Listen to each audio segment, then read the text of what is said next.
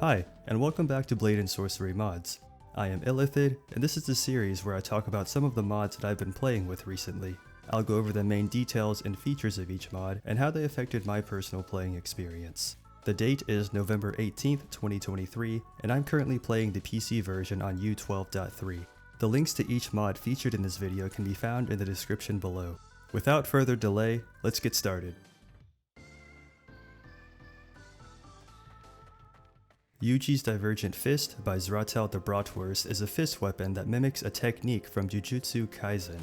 I don't really watch anime, so I can't be the judge on how accurate it is to the show, but my experience with the mod itself has been positive. When you get this weapon from the armory book, I would recommend equipping it instead of spawning it, because on some maps it just flies off somewhere. And it can be difficult to find because it's invisible until you either pick it up and drop it, or you hit an enemy with it. But when it becomes visible, it gives off this cool blue flame effect in your hand when you're holding it, and when you drop it, you can see that the weapon is a cyan colored ball. After striking an enemy with it, this weapon delivers a second impact after a short delay and sends them flying. That second strike effect also happens whenever you throw the weapon at an enemy, or you hit them with it telekinetically. But the fun doesn't end there. It has an ability that can be activated with the trigger. When you activate it while in the air, it can be used to fly around. This would probably be a good time for me to recommend turning off fall damage if you intend on doing this. And whenever you activate it on the ground, your arm just stretches like Dhalsim without moving you anywhere. This gives me an idea.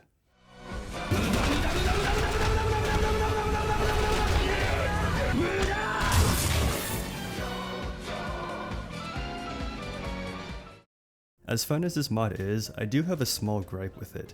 It's not with the weapon itself, and you'll probably think, "Really, Illithid? Really?" After I tell you what it is, but hear me out. My gripe is about the dependency.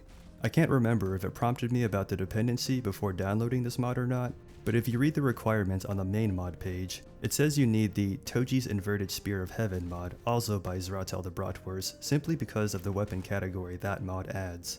Personally, I think that's a really dumb dependency. So I popped open the item JSON file in the mod folder and changed the category so it appears under exotics. Aside from that small personal gripe, I think this weapon is really cool. And it might even be cooler if you could choose when to activate that second strike so you just don't kill every enemy in one hit. Spectral Armory by Grooveslinger is a spell mod that allows you to summon weapons by performing quick gestures with your hands while charging the spell. There's a total of 10 different weapons that you can summon, all of which are included in this mod package. There are a few customizations that you can make to this mod by modifying the JSON files found inside the mod folder. For more information on that, please reference the mod page. On the spell wheel, the icon for this spell looks like the fire spell, except blue with a green circle around it. The spell has custom sound effects for when an item is summoned, and custom visual effects for charging both regular and merge versions. The merge, especially, is very cool. Here, take a look at it. Just stare. Into the center of it.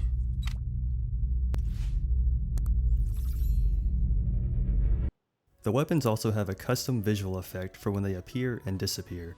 With the most recent update to this mod, you can actually change the base color of the shaders by adjusting the RGB values within the JSON files found inside the spell subfolder.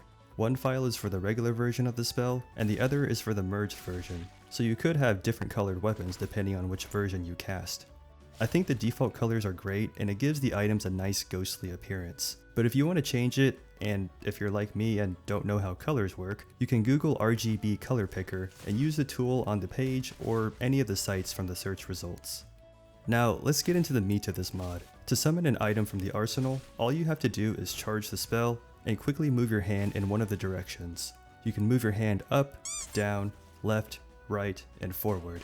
Keep in mind that it isn't the direction that will determine what item spawns, it's actually the part of your hand that you move towards. That might sound a little confusing, but bear with me. So if I hold my hand with my palm facing inwards and move it outwards, I get a shield. But now, if my palm is facing down and I move it in that same direction, I get a sword instead. Now if I wanted the shield again, what I would need to do is move my hand in the direction that the back of my hand is facing, not just outwards. And it's the same with all other parts of your hand. All of that applies to the merged version of the spell too, but the merged version only registers the gesture from one hand. So whichever hand you move is the one that the weapon will spawn in. The weapons themselves not only look good, but they also perform and handle well. Well, maybe except for the bow. The bow worked for the most part, but the arrow just disappears if you have it knocked for too long. And then the bow does this weird rotation in your hand. One last thing that I want to mention about the customization of this mod is that you could actually remap what weapon spawns for each gesture by editing those same JSON files inside the spell subfolder that I mentioned earlier. Inside the file, you'll see that the gestures are labeled up, down, forward, out, and in. And following that is the value for a weapon. You can copy that value and paste it to whatever mapping you want. For example, I don't see myself using the one-handed mace, so I'm going to remap the spear to that gesture. And just to show that it works in game, here's me spawning the spear from the merged version of the spell and the regular version. Overall, I think this is an amazing spell mod. This is probably one of my current favorites. For more details on the mod, I'd recommend checking out the mod page. And while you're there, go ahead and download it and give it a try.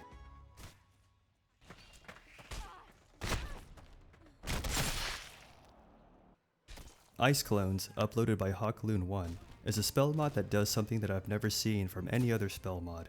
What it does is that it creates an ice version of your character model in the exact pose that you're in whenever you activate the spell.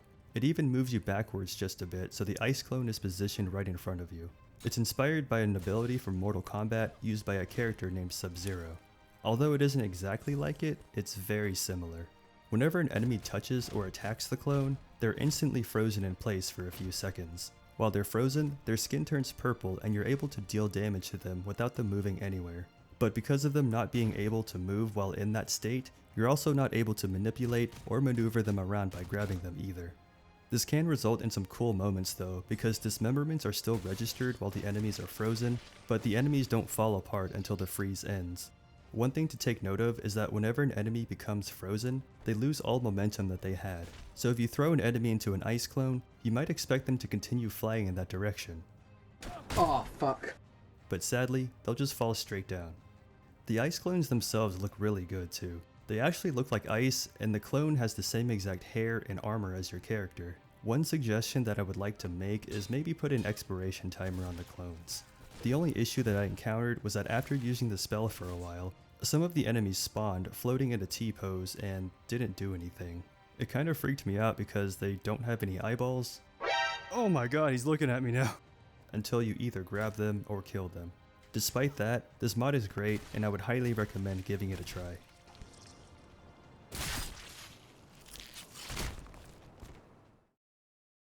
That is it for this episode. This video's shoutout goes to Mason Rucker, or user-PD8IE9DC3E.